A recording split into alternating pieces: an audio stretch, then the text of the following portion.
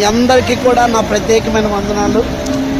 ప్రేమైన దేవుని బిడ్డలారా, దేవుని మహాకృపను బట్టి ఈ ఒరిస్సా ప్రాంతంలో ఇలాగ దేవుని యొక్క కృపను బట్టి ఎన్నో సంవత్సరాల యొక్క ప్రార్థన ఈ పూరి యొక్క బీచ్లో ఇలాగా ఆనాడు యేసు ప్రభు వారు ఒక మాట చెప్పారు, ప్రయాసపడి భారం మోస్తున్న సమస్త జనులారా నా యొద్దకు రండి, మీకు విశ్రాంతి కలుగు చేస్తానని ఆనాడు ఆ ప్రభువారి చెప్పిన మాటను బట్టి ఈ దినాన్ని దేవుని కృపను బట్టి ఆనాడు గలిలయ సముద్రంలో యేసు ప్రభు వారు ఎలాగైతే వెళ్ళారో అలాగే దేవుని మహాకృపను బట్టి ఈ ఒరిస్సా ప్రాంతంలో ఈ పూరి బీచ్లో ఇలాగ ఈ బోటు మీద ఇలా సందర్శించడానికి దేవుడు ఎంతగానో కృప చూపించాడు.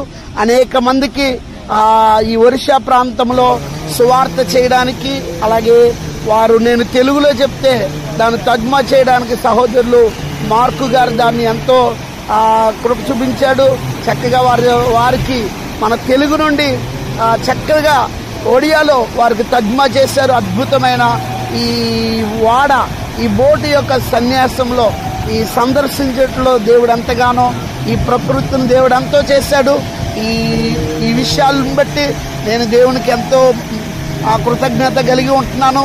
ఎందుకంటే ఈ మాటలు వింటున్న ప్రతి ఒక్కరి జీవితాల్లో యేసు ప్రభు వారు కార్యాలు చేస్తారు.